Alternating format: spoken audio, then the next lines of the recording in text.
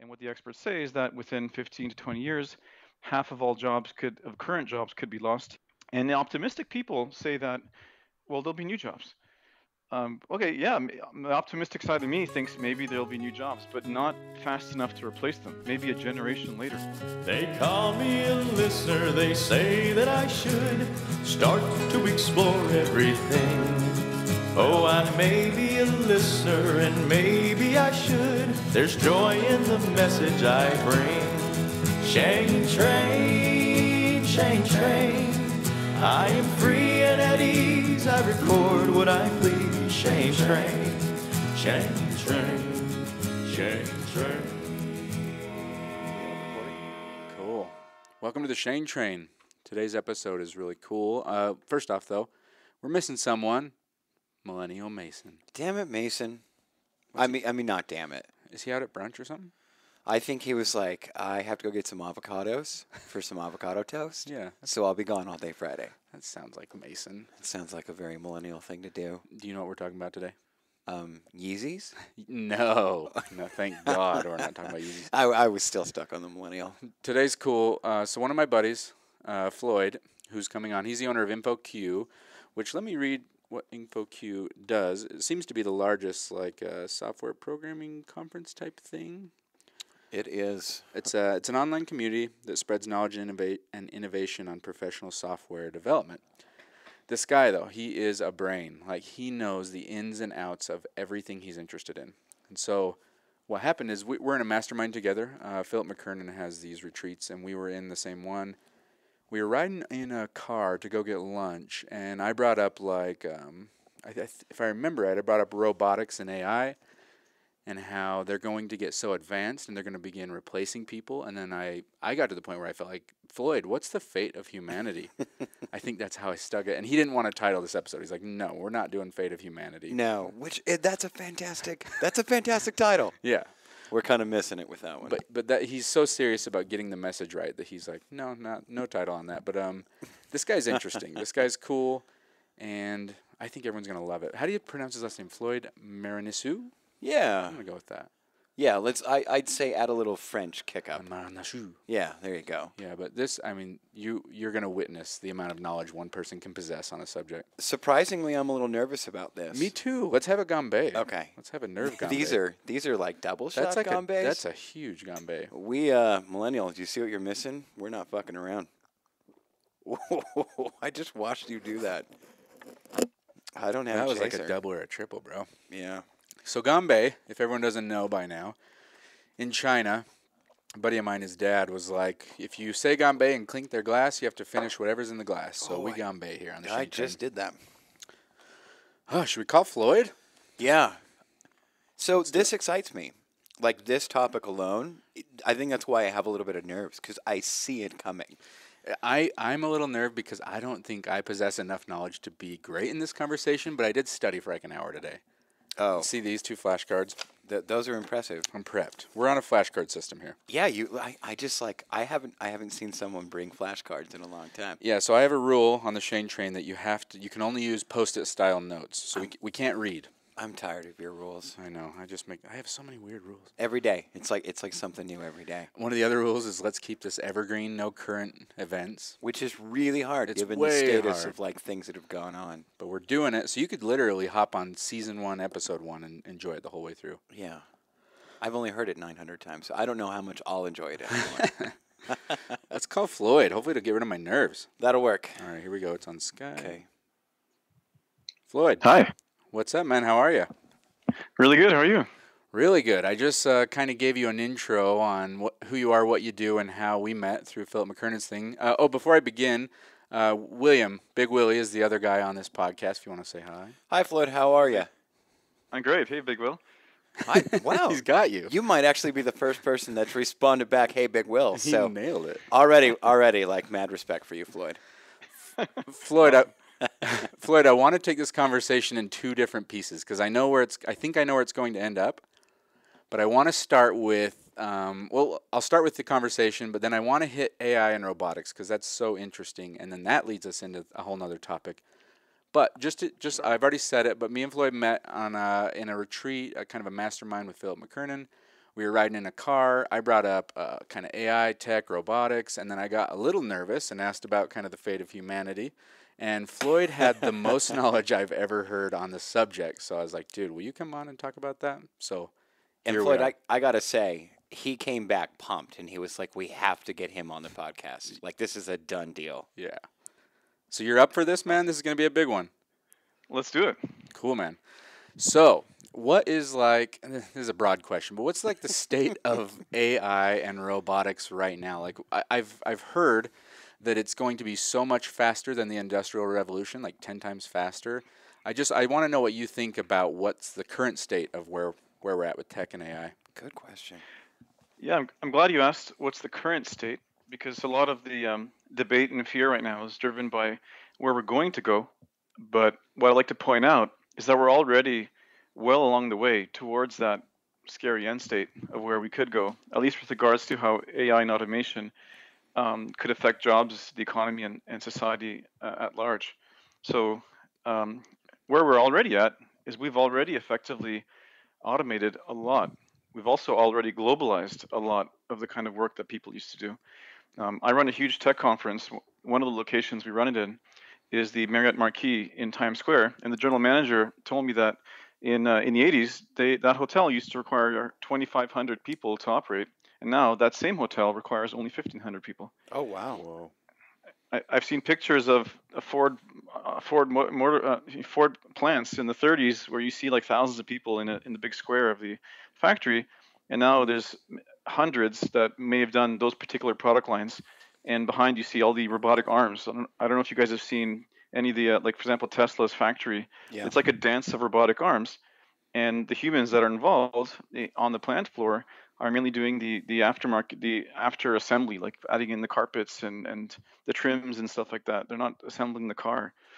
So, where we already are is in a place where we've had significant automation of a lot of the jobs that we have, and that plus globalization, which I have a lot to say about, has those two things are like a tidal wave that have already really drastically changed the spectrum with regards to I guess earnings potential for everyday people, Okay.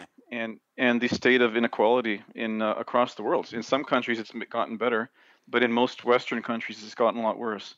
Now, in terms of AI in particular, we're now seeing a renaissance. Not a renaissance. We're seeing the explosion of interest and of development in AI. I have friends in the Valley who are investors who say they're now getting pitched 5 to 10 times a week with new software startups that are pitching AI solutions that will replace jobs for everything. JP Morgan famously last year implemented some software that can scan mortgage loan, commercial loan agreements and do in minutes what used to take like teams of people to do in hours. What are some other good stories? There are now startups you can Google right now for AI for radiology, and there's now software that will do better majority of the time than a panel of experts at diagnosing if someone has early stage cancer. So pretty much across the spectrum, it's important. The key thing, I guess, to get is that we've already done away with routine tasks. A lot of routine tasks have been globalized to cheaper places, or they've been automated, and we're now starting to see even more of an explosion there because robotics is just getting a lot cheaper. So even more routine tasks can get replaced pretty soon. The former CEO of McDonald's said that you can get a $35,000 machine that can flip the burgers, and that'd be much cheaper in the long run than someone at a $15 minimum wage for McDonald's. I'm So so it's just a happy matter you of brought that up. time. I'm so happy you brought that up because I saw that. It must have. I think it came up on my Facebook feed, and it blew me away because I'm on. Part of the reason why I was so excited to talk to you, and you've already really covered it, and I in a way, I hear some concern in your voice because it sounds like we're already in it, and most people don't even notice that we're being replaced. We're definitely already in it. I mean, 100%. So if you just looking at all the trend lines, there's a very famous graph that is circulating all over the internet. It's the share. It compares income that went to wages versus general productivity. And there used to be a line graph just moving up in a very nice linear direction, where until about the late 70s, income going to wages was moving lockstep with productivity. Now, I think productivity is actually kind of a dirty word because people it makes it sound like humans are more productive. It's Yeah. absolutely not the case. It's not like you become a ninja and you can fight better. It's not that. Productivity is just how much gets done for what price. That's it. It's the cheapness of how much you can produce. So it used to be that working people used to like make more money as productivity went up, and since the late 70s, the money going to wages has been stagnant, in some cases decreased, Okay. and money, but productivity has continued to shoot up.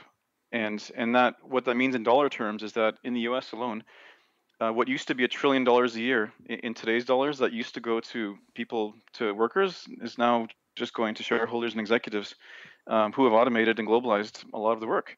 So more is being produced, and all the experts who are in the AI and automation field are saying that productivity is going to increase exponentially.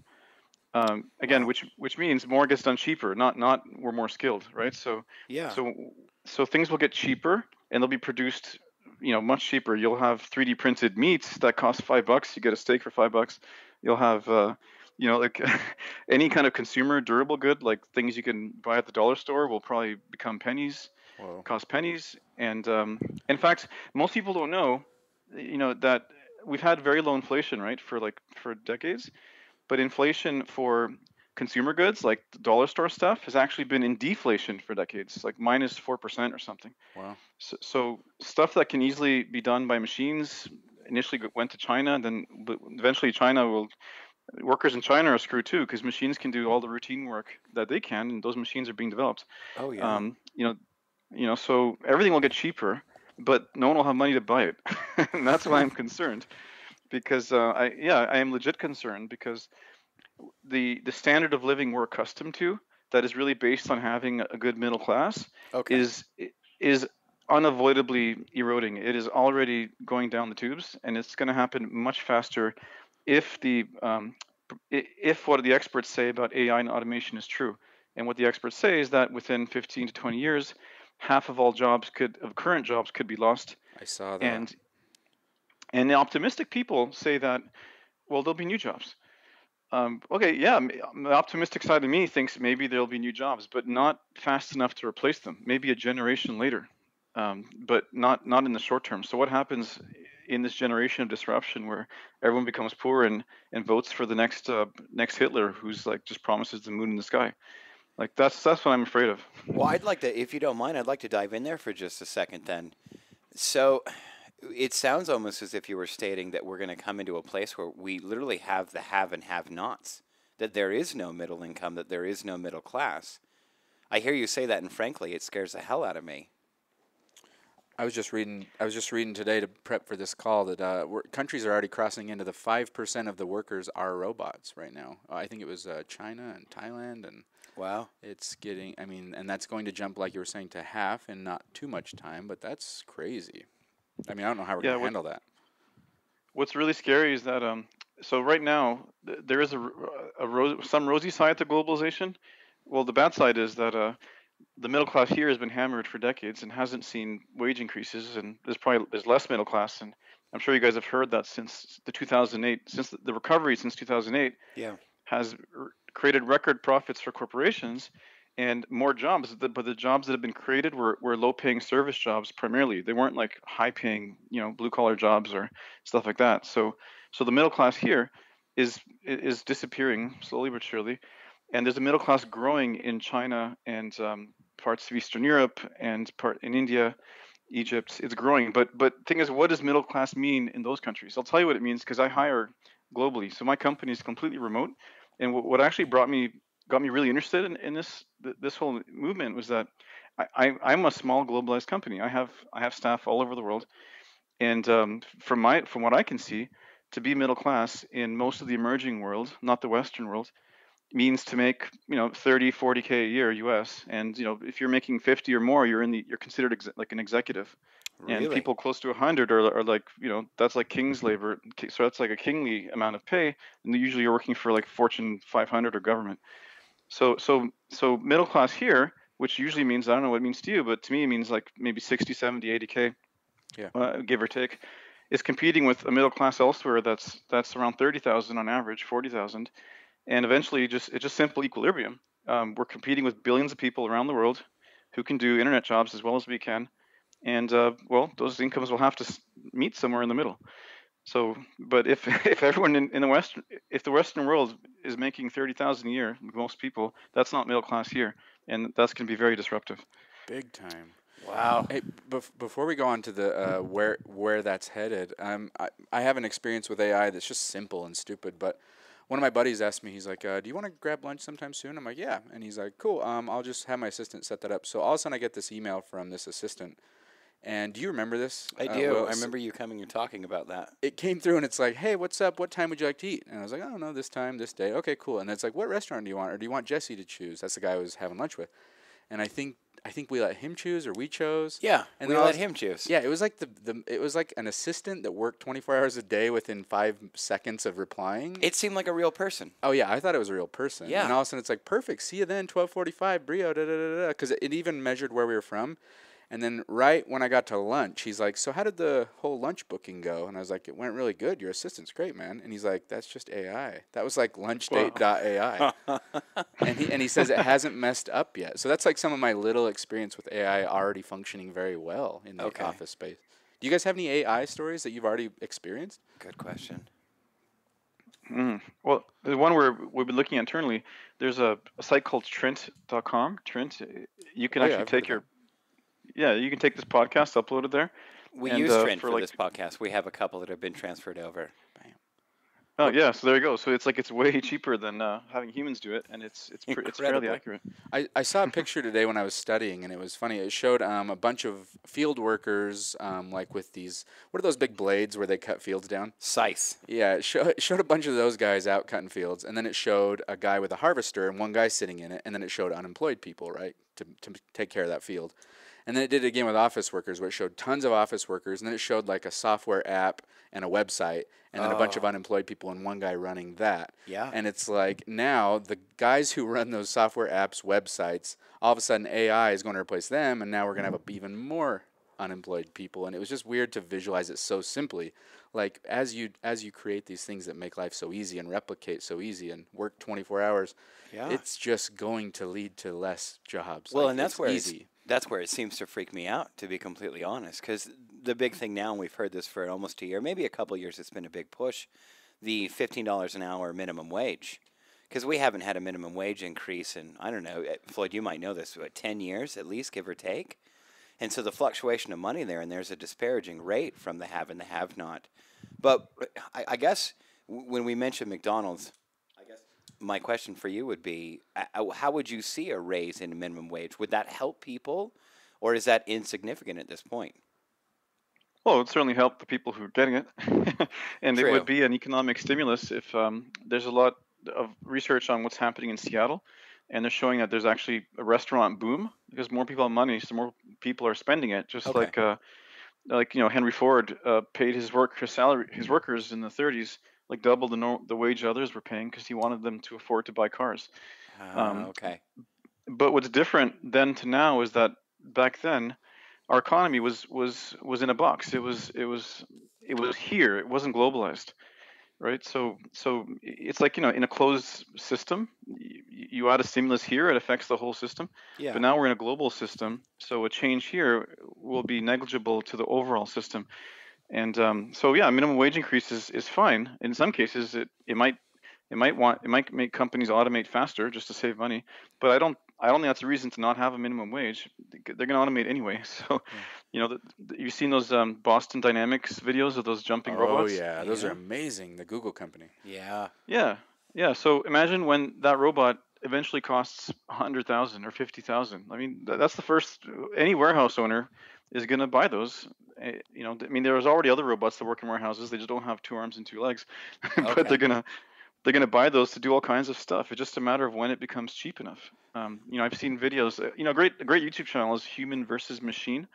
It shows like new machines being developed that can do all kinds of things humans can. A really interesting one is a bricklaying machine. And of course, there's the Boston Dynamics machine. I've seen a burger flipping machine. There's self-driving tractors now that just will do all the farm work. And they just strictly run know, off of GPS and everything then. GPS, and maybe there's a human somewhere that's just monitoring for alerts that might from like maybe we're monitoring 10 farms at once Okay. versus what used to take maybe hundreds of people. Yeah, so it's and those videos are very sensational, right? To look at jumping robots, but as I mentioned earlier, I mean software itself has already resulted in a massive amount of automation and of everyday human work, and AI just in the software field is replacing tons and tons of work. It's absolutely crazy. I feel like we have to make the transition into what are we how do we keep humans healthy through where we're headed. So I think we got to make the transition. I kind of, I want to kind of go back and reframe my question then, not just about minimum wage. So say there is a raise, correct? And we go to $15 an hour, and that's the base, and we see the influx inside of the economy, and there's a little bit of a payout there. You had mentioned, so what would stop the McDonald's owner, so the franchise owner, what would stop them from buying that machine then and just saying, well, I'm not going to pay that $15 an hour. I'm just going to hire this robot to do it, and we'll cut the jobs. I guess I have two questions in one. Do you see that happening after an increase, if there is one at a minimum wage? And then secondly, where are these people going to work? I mean, I just want to be frank. Where do these people go then? Because, I mean, if we have a mass amount of people that are looking for positions, there's only so many to fill. I mean, where do they go? And this is strictly just your opinion. Yeah. So the first question, whether there's a minimum wage increase or not, it's just and the relation to automation is just timing. Yeah. I mean, if someone's making $8 an hour now, you're just slightly delaying when the robots will be cheap enough to make it cost effective to replace them. Feels So Band-Aid. it's going to happen no matter what. Absolutely no matter what, that's going to happen. So if it goes to 50 now, it might happen a little bit faster, but it's going to happen anyway. So a different question is what's wrong with our economy that people who are hired at minimum wage actually can't afford to sustain their families and need the earned income tax credit and other kinds of acrobatics to even survive. Yeah, that's so a better statement. work already doesn't pay, like for minimum wage work. This is a key thing, right? All these libertarians I talk to and right wingers, I have a very sick pleasure in debating right wingers on Facebook and on YouTube. I just do it for fun. It gives me kicks, and they all seem to come at this whole thing about work and freedom from a very 1970s perspective. Yeah. When back then someone blue collar could afford to raise their children, have a house with one income earner in the house. But today they can't. Today, a blue collar worker probably needs to have a couple jobs and maybe even getting government assistance because just the economy is structured in a way that work just doesn't pay anymore for people on the lower end of the spectrum. So all these right wingers who say like, oh, free market this and people should earn their keep. Well, but it's already it's already not paying now. Correct. So like, where is your morality when people are already doing the right thing and it's still not working? Floyd, when we got to about this place in the car ride, and I said, "What is the fate of humanity?" I think you ought to just run with it right now. Like, what are we gonna have to do? All right. Yeah. Well, I thought about it a lot. And not just me, but I actually came only a year ago to this whole solution. But I think the idea of the universal basic income is the most important next stepping stone to the long-term systemic solution. Of course, there's a lot of other intermediary solutions.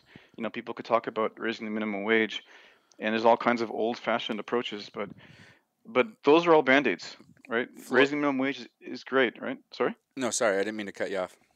I wanted to just for sheer entertainment try and poke holes in the UBI, Universal Basic Income. Do you want me to try and poke some holes at it? Sure. Cool. So it's one of the first things that I would think of, and I don't feel one way or the other. I want healthy humans around the world. But one of the first things is like, well, we're going to create a giant welfare state. So how would you answer that? What is a welfare state? A welfare state to me is people who just, it's kind of like expect a free income and don't, and this isn't my opinion, but the opinion I think exists is kind of like they're not going to do anything. They're going to become dependent on the handouts, and we're going to have a low productive, low incentive, lazy workforce or lazy population. So, and this isn't necessarily just because like I feel like this. I want to poke this hole and let you kind of give a shot at it. Okay. Well, how is so you're just talking about the rules people expect? I mean, there's rules now that the rich expect and the capitalists expect to support them.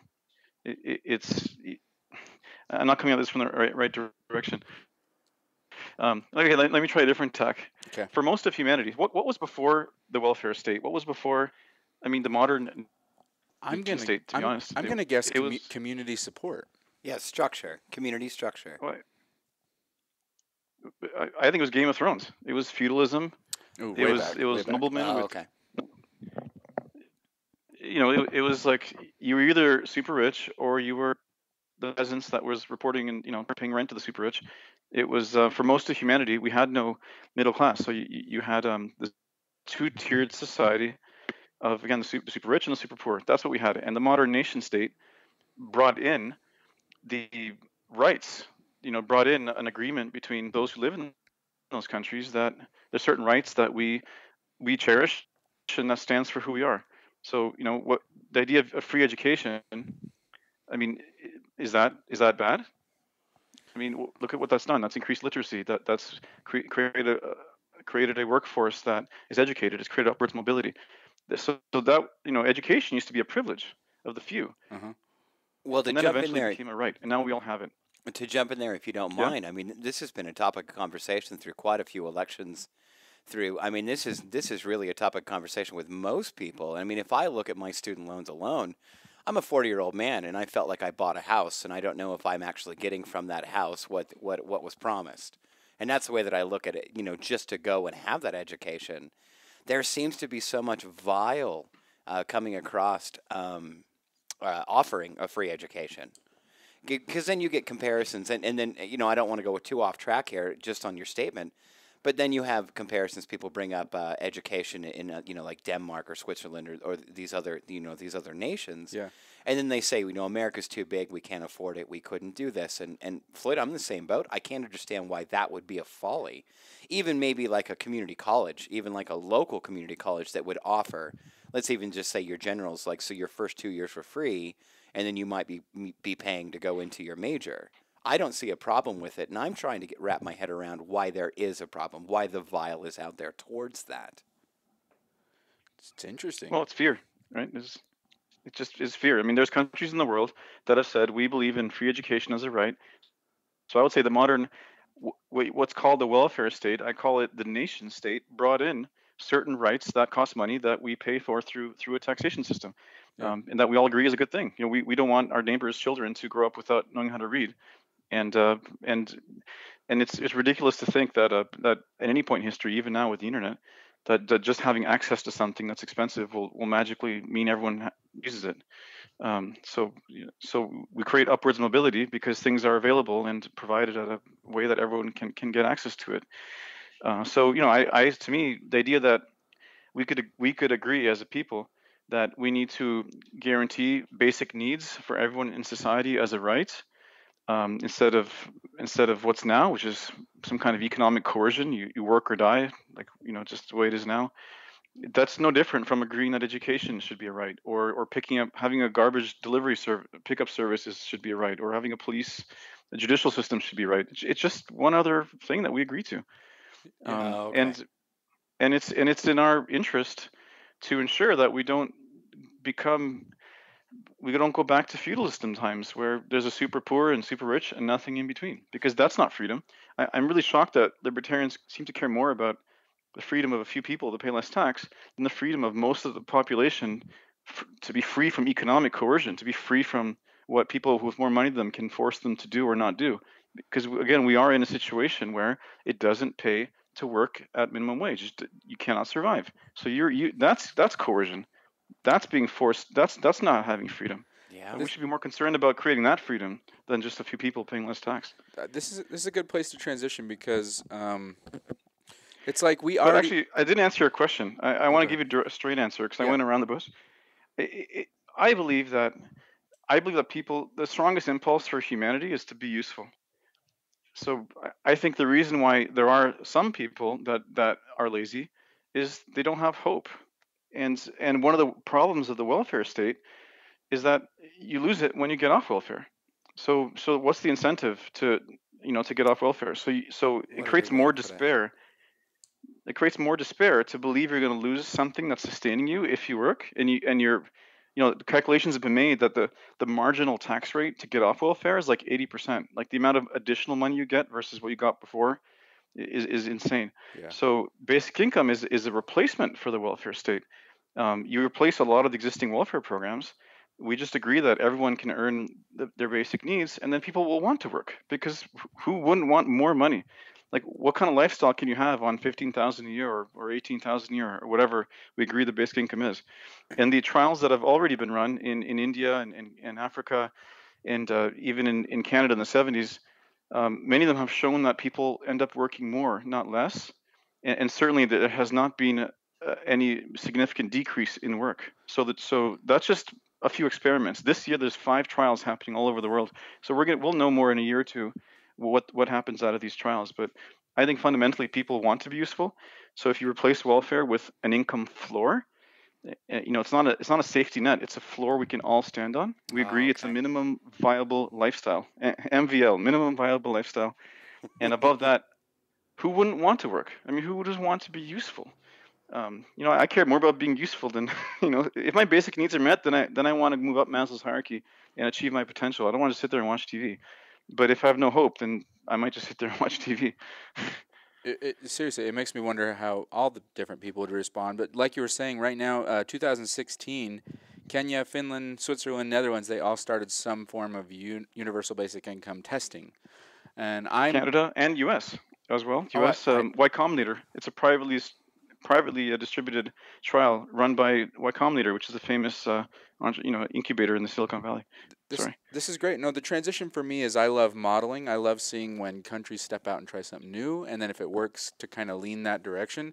So, what are the examples, if you have any of the details that you like to share, of where is the universal basic income working, and do you know any details on that?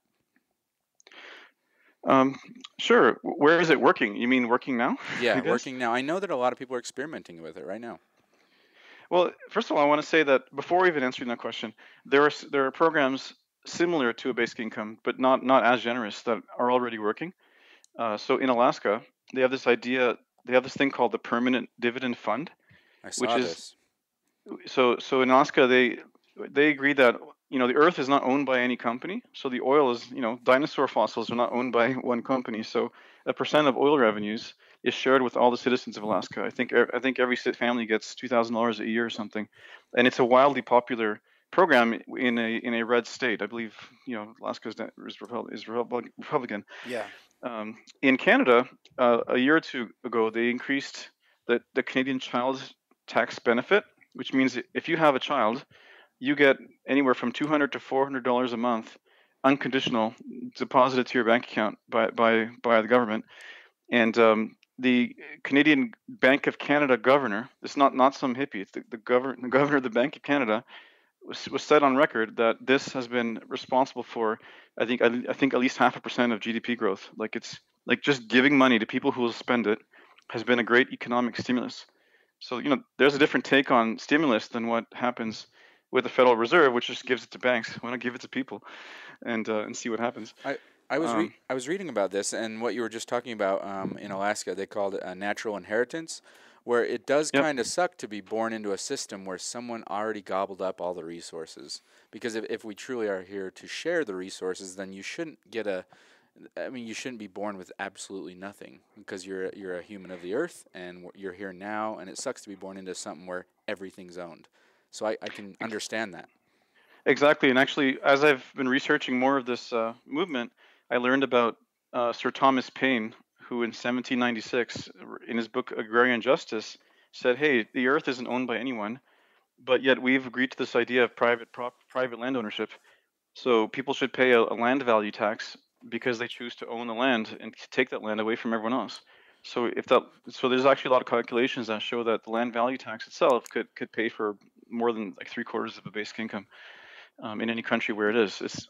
So this idea of shared inheritance, of shared ownership, makes its way in a lot of different areas. Like, I believe some Republicans have been suggesting that there be a carbon tax that just gets paid out as cash transfers to every American, because who owns the air?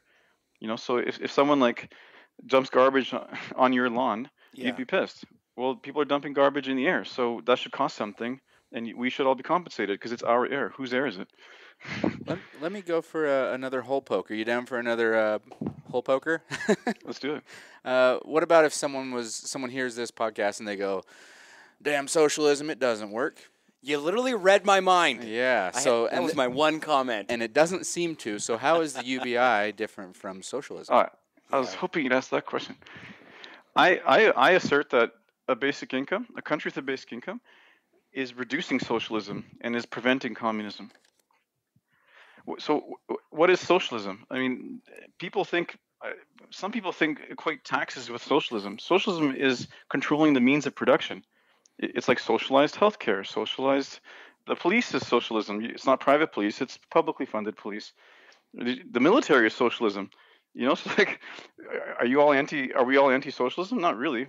We all agree to socialism when it serves us, to like socialized services. Yeah. So basic income says nothing about how something is produced. All it says is about people having the ability to consume. It's not changing the supply, it's changing the demand. So it's demand side economics. Basic income will improve the demand side of our economy. I can't imagine what could possibly be more pro free market, more pro business than people having more money to buy shit in the private sector. So there's absolutely nothing socialist about basic income. This is a right wing misconception. And it's worth noting that Friedrich Hayek, who's one of the gods of the free market ethos and libertarian god, he promoted the basic income because he saw it as a way to share in the gains of the free market in a way that keeps the free market sustainable and safe and keeps it from imploding on itself the way it is now. John Maynard Keynes, you guys have heard of Keynesian economics. Yeah. He actually believed. So Milton Friedman, the other famous economist, also supported the basic income, and a lot of today's economics are based on his ideas. And John Maynard Keynes believed that by this age, we should all be working on. There should be so much productivity and so much wealth being generated by the free market that everyone should be working a 15-hour work week. So I actually think that we're already there. It's just that the gains have not been distributed in a way that would allow that. So imagine if maybe John Maynard Keynes didn't say how that would be distributed so that we can all work 15 hours. Maybe the basic income is the best way to do that, because if the basic income was no longer basic, if it was something more meaningful, like everyone gets 30 grand a year, earns it just because they're alive, maybe people would only want to work 15 hours a week just to top up their incomes and buy a nicer car or a nicer house. So like we're already there, and it's just that we're in a system now where the gains are not being shared in a way that is actually helping the market. So I think basic income prevents socialism. It's very pro free market, and because again, how much bigger would the market be if we were not in the current situation? And the current situation we're in is that for half of all Americans can't find $400 in case of an emergency. So a basic income would give everyone a sense of ongoing monthly hope, a floor they can stand on, and that's very pro-market. That means the economy would be much, much, much bigger than it is today. So I got to ask you, Floyd, and I kind of want to play devil's advocate here because I'm really trying to get. What I'd like to hear is your personal view of I guess for me where that fear comes from. Then, because what you just established. If you and I were on stage and I was in the opposition view and we were debating, you would have just completely floored me, because this all completely makes sense. And this isn't, I mean, we're not talking about something that is just revolutionary that was founded yesterday. These terms, this is in action now. And you're coming from recent studies. You're coming from, knowledge that's been researched and marketed, and we're talking globalized views and foundations of where it's working. Why do you seem that we are stuck in a state of fear then? Or where the fear is coming from? About basic income in particular, or? Well, I mean, I guess it's a two-part question then. It would be based on socialism and where that becomes a scary word, and any attribute of taking care of a populace from a government standard, or I wouldn't say a handout standard, but a gain standard seems to be enveloped in a socialist envelope. And then where does the fear come from letting the people succeed, for lack of better terms? Well, I'm Canadian. We don't have those fears here, right? And well, I'll see you in Europe, about 2 weeks. in Europe, they don't seem to have those fears. I mean, people in Denmark pay crazy taxes. and and you don't hear these kinds of viewpoints there. So I don't know. It just this is I think this is a uniquely maybe British American phenomenon, less so in the UK. Okay. So I don't know. I don't want to, I love America, so I don't want to like poke holes necessarily at where it comes from, but certainly Ronald Reagan and everyone who followed him has been a key role in shifting the narrative, and also these billionaire campaign contributions funding, funding people on the right who are espousing this government is the problem idea. How could government be the problem when it's the modern nation state that is the reason why we got out of mass illiteracy and created created the society we have today? Like even the word government is so weird. What is government? Government is society. Yeah. It's society organizing itself for its own general welfare. That's what government means. So to say government is the problem, it's like saying that we're the problem, and we should have anarchy. So these people say government is the problem. They maybe are unwittingly promoting anarchy because there's just no example in the world of a nice low government, low tax jurisdiction that you'd actually want to live in. I mean, if Afghanistan is an example of that. Who wants to live there? Well, and it's amazing. It's amazing for me that you hear that even now on the right side, and we've been talking quite a bit about the right side and some of these ideologies that seem to be created. It's amazing to me now, if we look at the state of where we're at now, even from the right side, you still hear oh, it's the government's problem or it's the government's fault. But then you volunteer a solution, and then you get this much, you get feedback. But it's important to know that that is not traditionally the conservative view. Correct. That is a perversion that's only like 30 years old, right? It's like traditional conservatives had nothing about, there's nothing about wealth redistribution in the old party platforms. Like wasn't the Republican Party the anti-slavery party? Yeah, correct. Well, people are enslaved right now in minimum wage jobs that can't even pay for their kids to eat. So this is a modern twisting of truth that I don't know where it's coming from, but this is not the old view, because Richard Nixon and his administration almost passed a basic income in the 70s. It passed the House, and the only reason it didn't pass the Senate, and right now I'm walking around my room like a rapper, moving my arms around. The only reason it didn't pass the Senate is because there were some bullshit trials that were done in New Jersey and Seattle at the time, and someone misconstrued, probably maliciously, some of the data from those trials that showed that women were divorcing their husbands faster who were in the basic income trial. And that was politicized. And in the 70s was a time when a lot of women weren't working. So, there was also much more misogynistic times. You've all seen, Mad Men. Yeah. Right? So, like, you can imagine how that message in that context would have made this political firestone. So, but it was later discredited and proven that it was false. And even if it wasn't false, what's wrong with that? I mean, like, if a woman is in an abusive situation, we should encourage her to have the emancipation, the ability to leave. Yeah, correct. Right. So that's the reason why we didn't already have something in the U.S. like a basic income in the 70s, before Reagan and all these other people perverted what it means to be conservative. I've got to chime in because and I could be totally wrong because I'm wrong a lot, but I feel like the government is genuinely like inept, like they are just absolutely horrible at whatever they do, and that might be a society thing, like you were linking that to, but like I think of things like Social Security, like they designed a system to take care of people after their expected life expectancy, but they didn't link it to the age of when you're going to die. So now we have a Social Security system that's going to run out. I go to the post office, and they're horrible because there's no incentive to do well. So you got to know that I am very, like, take it out of the government's hands because the government sucks. But what you're saying is society maybe elects people that suck at what they do. I think the government in the U.S. attracts absolute failures. Not absolute failures, but most of them suck. Like, and that's just my feeling is, like, it's like Floyd. If you make bad decisions for the next year, 2018, if you make a bunch of bad decisions, you might fold your company, but the government's never able to fold. So it seems like their incentive is not there. And I would love for you to just, in a respectful way, just address how I'm feeling. Like, I feel like the government's not capable of doling out a universal basic income. Okay. Well, if there's one thing they're capable of, it's doing a very simple mathematical formula to distribute some money. Like I think if I recall, I read studies saying that cash transfer programs have I think only 2% overhead, but versus food stamps has like a 30% overhead. Whoa. So again, basic income is not socialist.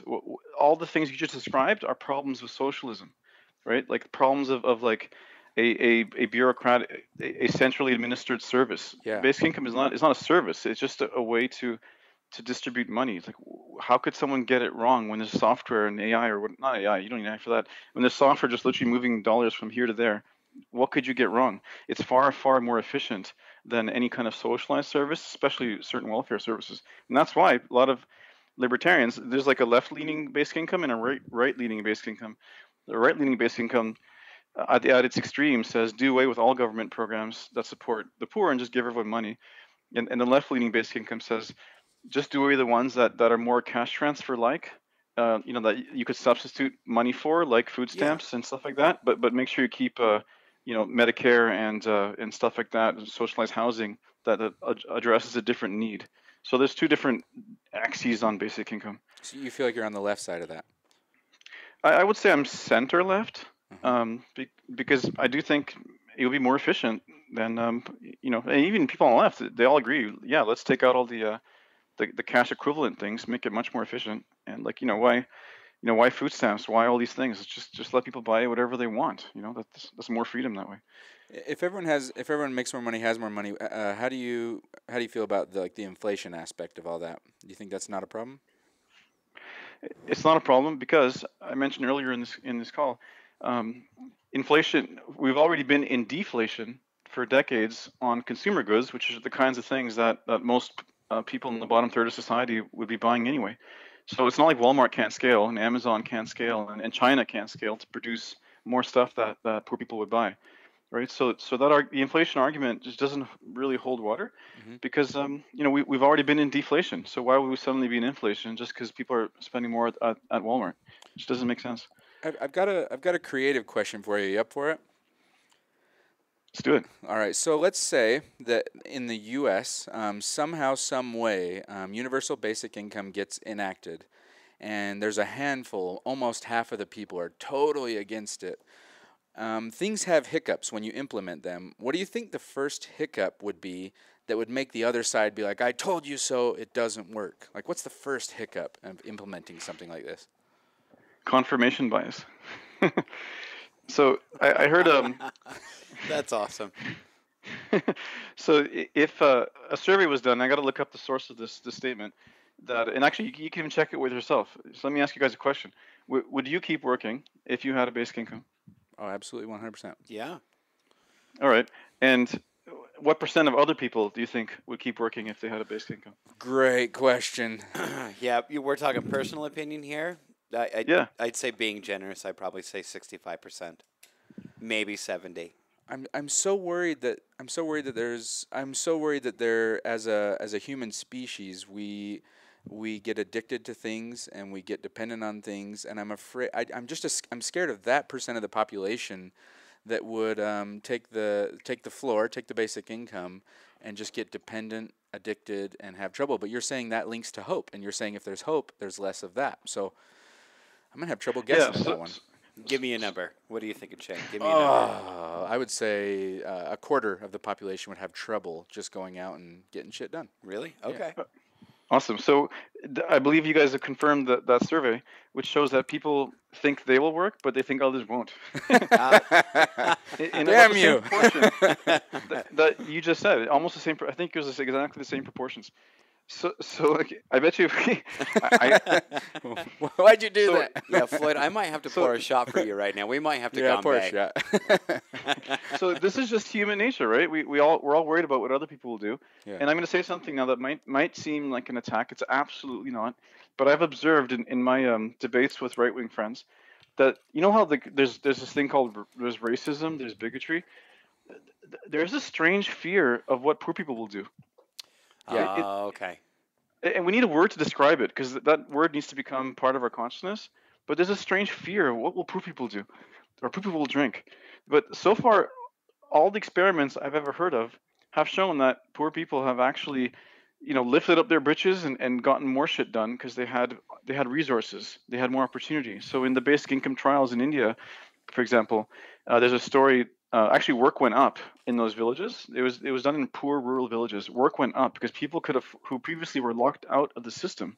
That's a key thing. A lot of people are becoming locked out of the system, and that's where society is going with the trends we discussed earlier. they were no longer locked out. They could afford to buy farming instruments and things that would then make them self-sufficient. There's a story of a woman in the village who had no legs, who was the village beggar. And with her basic income, she bought a sewing machine and became the village seamstress. So that woman would never even have gotten a loan from Kiva because you'd think, well, what chance does she have? But she lifted herself out because of the basic income.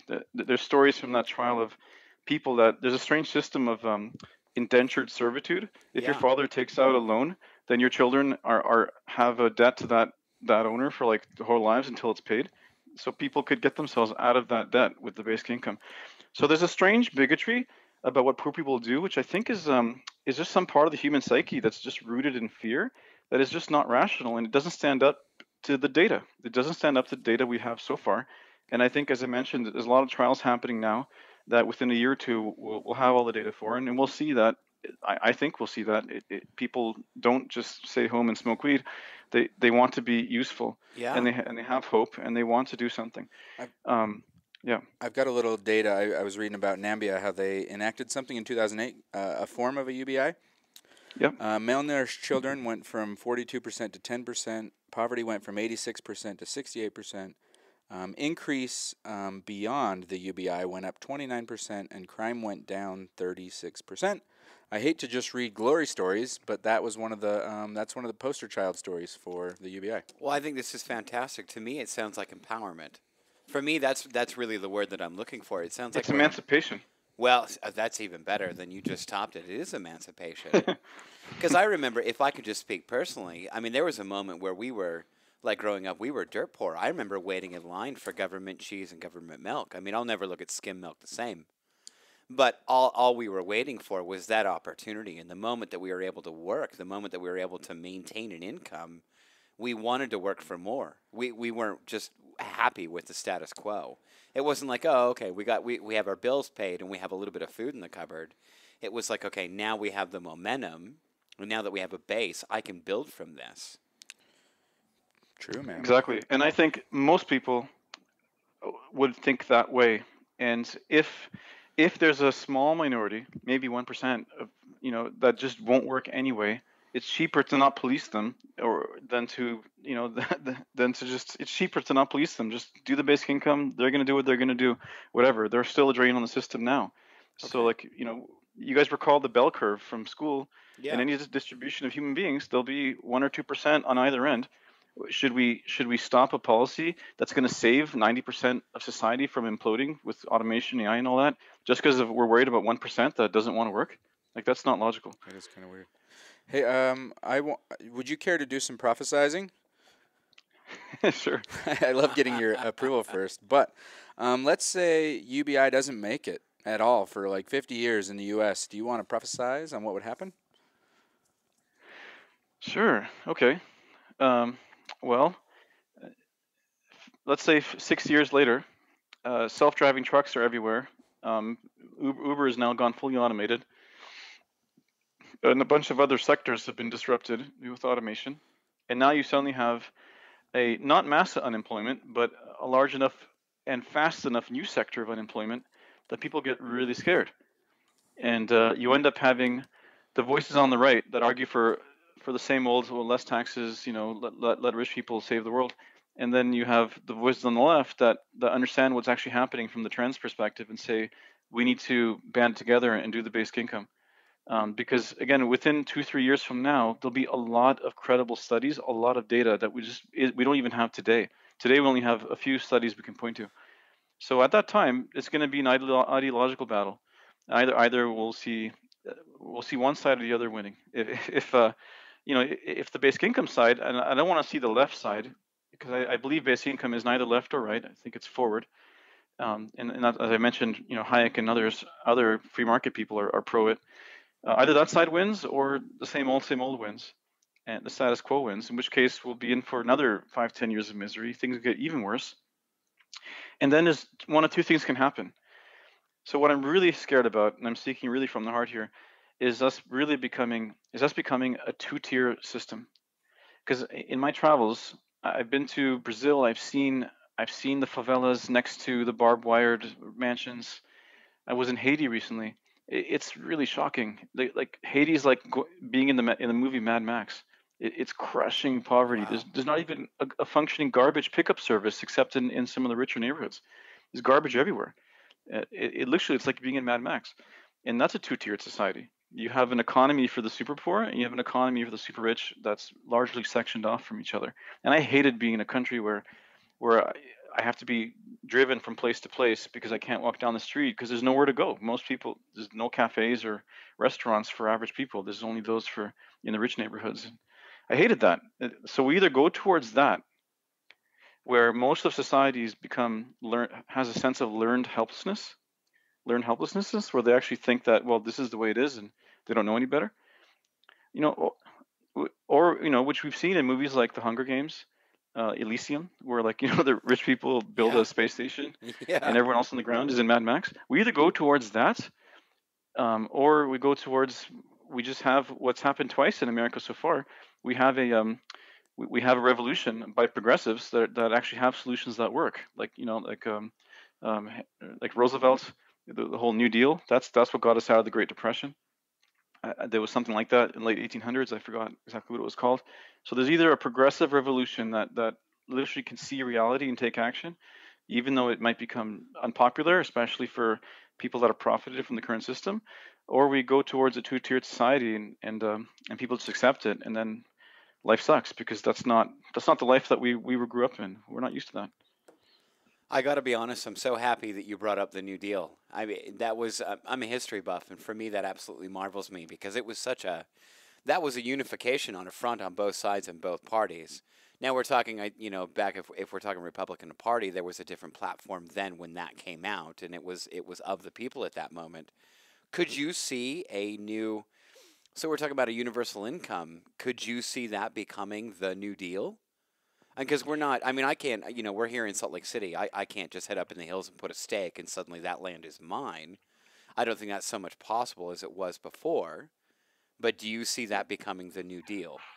Or Yeah, a New because I Deal? think I do, because again, a basic income is not, it's not communism, it's not socialism, right? It preserves the best of what we have. I'm very pro free market. Yeah. I think capitalism is a way to solve problems faster. You're distributing people's problem solving capacities and incentivizing it with profit. Like that's worked. Capitalism has worked, but capitalism needs a middle class. It needs some level of wealth redistribution to not implode. I think I can see, especially after these trials that are running now, come to some conclusion, and maybe some brave country somewhere in the world has already implemented it. I believe the first country to implement a basic income is going to see much faster economic growth, and other countries will take note. Assuming they're not corrupt enough, by just corrupt campaign funders to ignore that data, they're going to take note. And I am hopeful that there will be a progressive revolution. I'm just worried of how bad it'll have to get before that happens. If it gets so bad that the whole world looks like the bad parts of Detroit, or then God. that sucks, right? It's Yeah. already Oh, here, yeah. right? Yeah. So I have family in Detroit, so yeah, like I hear you loud and clear. yeah, or like if you're in Manhattan, you just go up like 10 stops into Harlem, you see the difference, right? Yeah. Like, so when all of New York looks like that, except for like 1, 2, 3 blocks, then what? So I do think there could be a progressive revolution, and at the end of the day, it's not about it's not about money for nothing. It's we agree that as a right, we can have basic needs met. We believe that we've earned that right, and here's a tack that I haven't said yet in this call, is that we agree to that because much of what it takes to be successful today is built on the contributions of past generations. Correct. Yeah. So think about it from your own perspective. This podcast, are you doing this because you want only a few people to hear it, or because you want everyone to enjoy it? We want everyone to enjoy. Yeah. Yeah, what did Albert Einstein, all the famous figures in the past, would they have been happy knowing that much of their work now is now going to benefit a few, or would they have been happier if it was more widely distributed?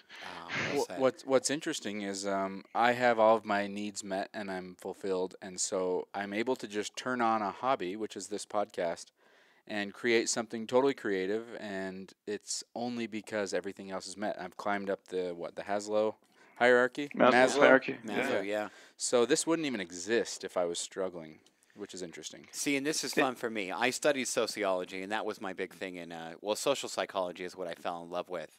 And so, Floyd, I was super excited to have you on. Shane had a perfect question because he asked you to prophesize for a moment, and I want to dive just a bit deeper, if you'll allow me. Let's do it. When do the words socialism, capitalism, these words, when do they stop being taboo, in your opinion, and start becoming fact? I hope you're waving your hands like a rapper right now. Actually, can you rephrase the question in a different way? I will. So the giving to the poor, or creating a base, or the creating a structure where people can build from, and then instantly you have the word, that's socialism. We don't want to do that. We don't want to go down that road. When do these things stop becoming taboo? When does that stop becoming scary? I think socialism is scary, but I'm thinking the relation is that it's not socialism. Yeah, and I guess that's what I'm asking. So Floyd, from what I'm gathering, what you're presenting is a valuable and viable option to create a sustainable economy where people are working and people can have or get back to one income when one income can sustain. When do we get back to or when do we get away from that's taboo? So that's just socialism. We're not going to talk about that now. It's not going to work. I'm trying to rephrase it. It's a tricky question. We got to lift it out of the framing, I think. Well, there are some brave people. So Robert Reichman wrote the book Saving Capitalism. There's a new Netflix documentary on that. I just saw that. I didn't watch it, but I saw it pop through. So Robert Reichman, one of my heroes today is Nick Hanauer. He's a billionaire VC from Seattle who's personally funding something called Civic Action. It's a group that is trying to change the narrative on economics. His Facebook is amazing, by the way. Just you'll get a lot of good stuff following him. So there's people like that are trying to reframe what the economy means. What's the role between the economy, government, and the people? And if those voices get heard, now I'll tell you a bit of their ideas shortly. If those voices become more mainstream, then it's not about socialism or capitalism. It's not about any of those labels. It's just about what are the rules of the economy that we agree to in order to have more widespread prosperity. So in Robert Reich's book, and Nick Hanauer makes these points, is that it's not about big government or small government. It's about what kind of government. It's not about free market, non-free market, because the market isn't free now and it never was. It's about the rules. And who do the rules favor? Do they favor the majority or do they favor the few? That's like a bullshit term. Yeah. So if you go play soccer, you can't play without rules. So it's the only free market that ever existed was literally just anarchy. So there's rules everywhere. So so again, basic income is pro free market. It's not socialist because it doesn't say anything about how the supply side. It's about the demand side. So I think if some of these brave voices with these new ideas can get heard and somehow break through the chorus of the whatever machine is funding this small government nonsense, if that can get heard, and I'm not giving an opinion on big government or small government. I'm just giving an opinion on how the idea that any government is bad. I don't know, man. I can't tell you, but like I said, the conservative view since Reagan is not the same as a conservative view before Reagan. So something's got to give on the right side, and my biggest fear is that it gets really, really bad before it gets better. Well, and I like that you keep bringing up Reagan because, I have a lot of conservative friends and we have the conversation, and it's inevitable. Inside of the middle of the conversation, you're going to hear the term Reaganomics. And suddenly, the moment it's said, you see them glow, and there's this, oh, it saved everything. It saved the economy, and there was a bubble. It was going to crash. If it wasn't for Reaganomics, we wouldn't be where we're at today, et cetera, and it was a platform to build from. Then if you take the other side, I guess what I want to know is, you've heard the term before. What would be your view of that? Well, it hasn't worked. Just look at all the charts and data. It hasn't worked. So since the late 70s, early 80s, then you've started to see the divergence between productivity and wage gains. So it just hasn't worked. And even Reagan himself, I think I read this recently, he raised taxes 11 times after he lowered them because the government was imploding. So it didn't work. So people say it works. I don't know what's their evidence. It just hasn't worked. So any rich people can only spend and invest so much. So what works is the middle class. Yeah. So it hasn't worked. So they say it saved us. Saved us from what? Like what's better the after from before? Good I, point. I can't deny my desire for a strong middle class, Yeah. For a strong distribution that's more even than it currently is. I wish I could defend Reagan because like I grew up pretty hard right, and then I ended up just leaving right and left and saying I hate the government. And that's funny because Floyd, it sounds like you like arguing with people like me, but I just believe the government attracts inept people. But I'm gonna start broadening my horizons when I hang out with you. If that's cool, man, we're gonna have more talks. Yeah, I'm not pro-government. I'm pro-society. God, So that's beautiful. I like that. Yeah, I just want to put that on a T-shirt. If you don't mind, I want to put that on a T-shirt. We'll sell it on the yeah, Shane Train. who the hell wants a big government? The government is irrelevant. What matters is the rules that determine how the pie gets split. It's not about the government. I like that, man. I like that. Hey, do you guys want a glory story with UBI? Yeah, I got one because I found one today when I was studying. nice. So, you guys familiar with Harper Lee, To Kill a Mockingbird? Yeah, So, one of the family friends of hers, is it her, Harper Lee? This is Her. how sad I don't know yep, the story. she wrote it. But anyway, they sent her a check for a whole year's worth of wages, and they said just write for 1 year. Stop your work and just write. And she wrote To Kill a Mockingbird, which is arguably the best novel ever written. And she received so many thousands of awards. I know that's a glory story, Yeah. but I just thought that was an interesting glory story. I was like, that's pretty cool. Oh yeah, yeah. Well, here's another kind of the direction I'd like to contribute to this listeners here. What is work? So if you walk your dog, it's not work. If you hire someone to do it, it's work. Uh, What There's a a good way saying to of put it. yeah, and there's a saying some French philosopher said. Before I married her, my maid was contributing to the economy, and now she's not. It's funny. I'm glad Oh, you that's said good. this. It's good. Can I want to So, go ahead, man? yeah, Keep running. Keep running. I just want to say that like there's a lot of work being done that's not compensated right now.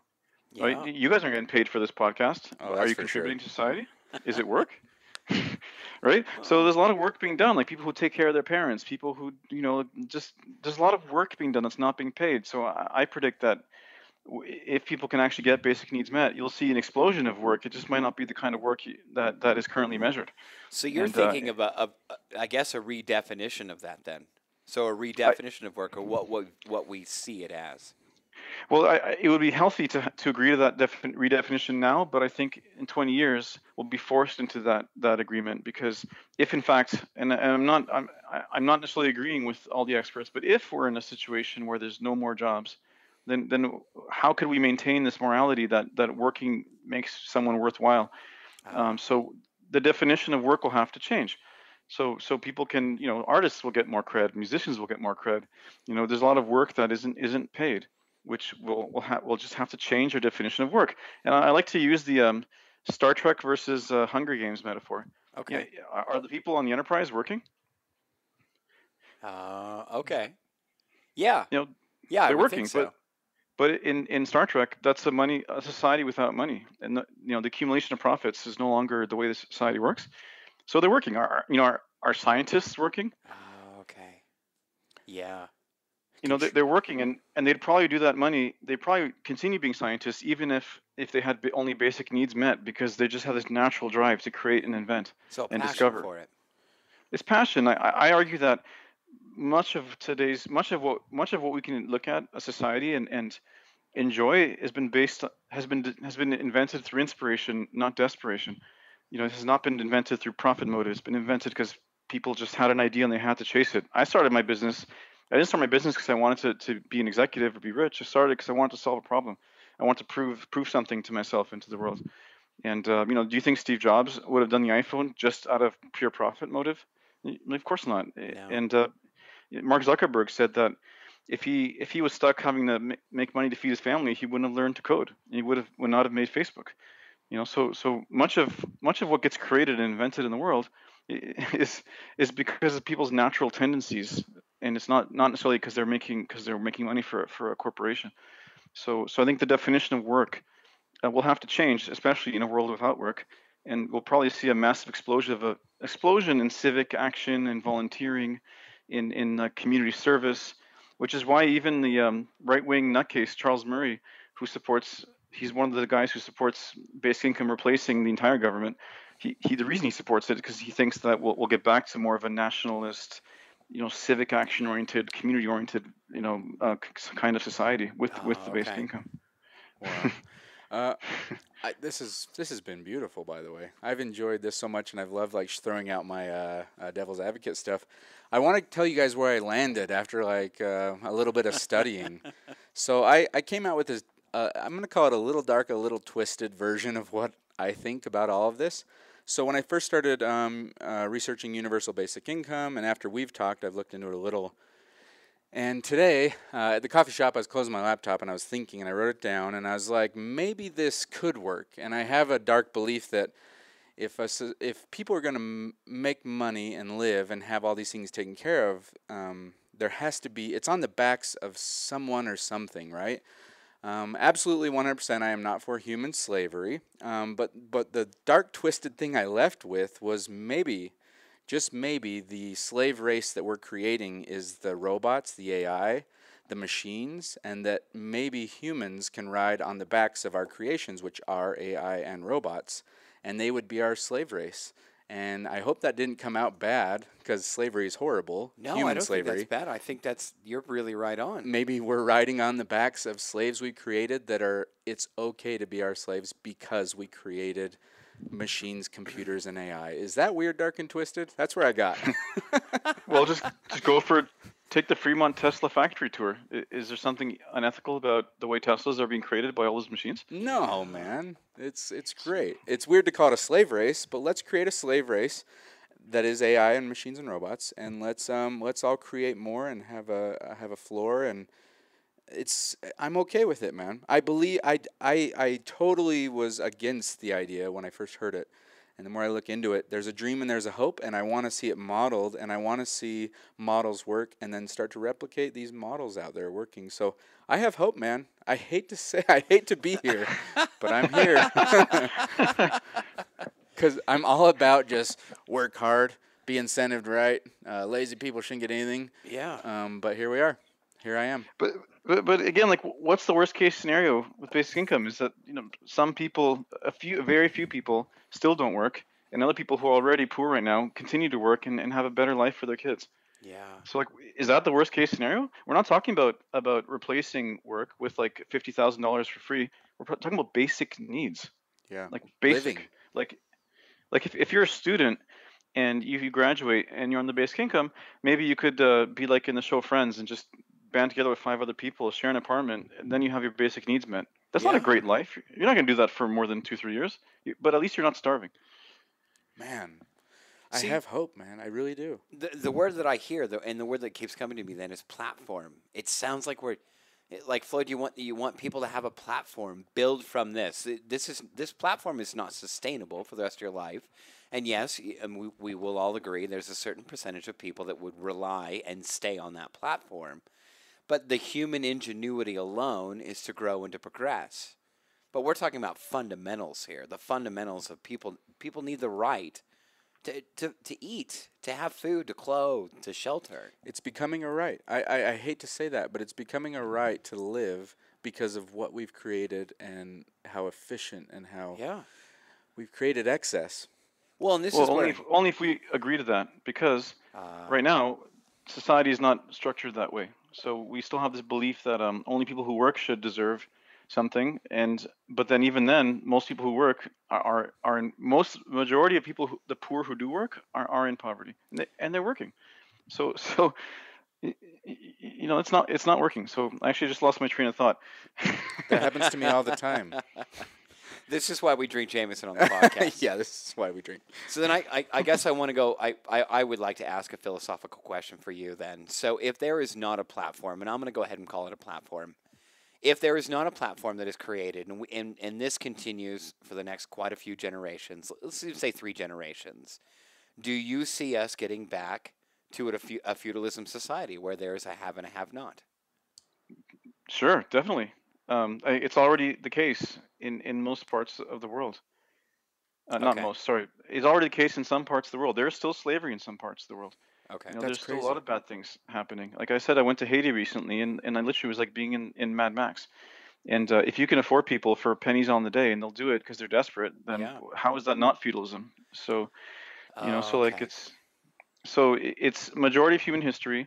It's been Game of Thrones, of various colors and shapes. And it's only the last 150 years or so that we've had the emergence of the middle class. And Eric Weinstein, who's a top advisor to Peter Thiel, believes that it's only been a coincidence that the last 150 years or so, there's been a confluence of new technologies and need for skilled workers that have created this middle class. Just a coincidence. So when that coincidence runs out, and we're back to a situation where um, we can only have a super rich or super poor, then, well, again, we either agree to have a two-tiered society or we agree to a different way of sharing, a more communal, not communist, but more communal way of sharing, which is frankly how I think tribal humans used to live anyway. Yeah. You know, we were more communal, right? That's how things worked. I'm reading the book Sapiens. It's a really great book, and in the book they argue that the only reason that Homo sapiens prevailed over the other two-legged humanoid species is because of our ability to cooperate. You know, the Wow. Neanderthals were stronger than us, but they were more independent. They only kept together in small families on their own. But humans could band together in the thousands through common beliefs or common need, and actually, like, hunt the big game and, like, ravage an entire area for its herds and its wealth. Yeah. So we've only gotten here because of our ability to cooperate. So it's one way or another, right?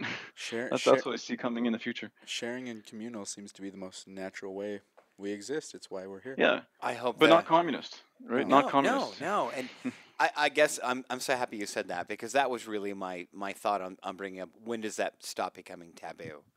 Like, there's these key words that stop people from growth, and it stops the conversation immediately. And I hope it gets pulled out of that. I hope Yeah. it starts being pulled into a whole new context. I agree. This has been beautiful, and I've learned a lot. Floyd, you seriously delivered, man. I kind of felt you would. Thank you. Yeah.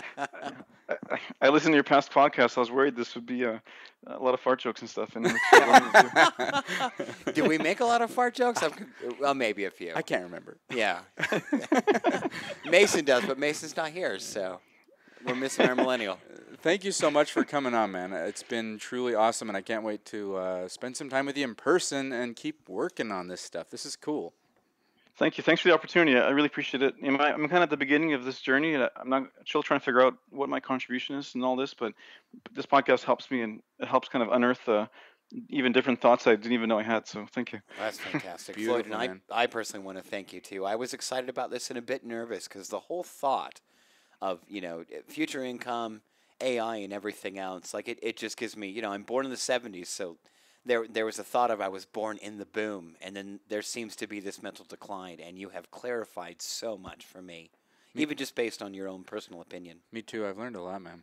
This has been awesome. Thanks. Awesome. Hey, I'll see. hope- Oh, go ahead. Yeah. Hope to meet you, Will, at some point, and see you soon, Jay. Yeah, Yeah, I love that. I'll see you here in about a month, man. Yeah. Awesome. Thanks for being on. Thanks. Talk to you soon. All right. Bye-bye. Bye-bye. Man, came through. I'd say hard delivered. Wow. I told you, he just knows so much. Yeah, before we started, I was like, okay, I'm going to take a quick shot, because I really don't know where this is going to go. The man, I'm looking up on his website and everything else, and the things that he speaks about, he's a genius. The man's a genius. Everything he dives into, I notice he dives in like crazy deep. Like, he literally does not know all the pieces of what he's into or thinking about. I respect that so much. It's cool. Because you get viable information, and the delivery was there. He was on point. And I don't know, if I take myself out of the shoes that we're in right now, if I was a listener, I'd be fascinated. Totally. I'd want to hear more from Floyd. He would be hard to stump. Next time I see him, I'm gonna find out what his other giant wells of information are, because maybe we can get him on like next season and find another deep dive we can do. Yeah, I mean, he's in Canada, right? Like, can he tell me why hockey's supposed to be so fucking cool? No one can do that, man. Okay, I tried. That was my attempt at a fart joke. They love Floyd. it, dude. Yeah. Oh my god, they love it. I'm on like information overload. I think we gotta let that be the way it was. It was beautiful. I don't even want to taint it at the end. It was Yeah. good. Normally we have like this really great recap that we talk about a guest. Floyd, you delivered. We would come up soft. Yeah, we really would. Yeah. Ah, beautiful episode, man. I feel like I should go to McDonald's and support a worker at McDonald's, like after we're done here. I'm gonna go support an AI and order it on the screen. You should probably do that. So Domino's then, huh? Yeah. All right, this is us signing off. They call me a listener, they say that I should start to explore everything. Oh, I may be a listener and maybe I should. There's joy in the message I bring. ShaneTrain, ShaneTrain. I am free and at ease. I record what I please. ShaneTrain, ShaneTrain, ShaneTrain.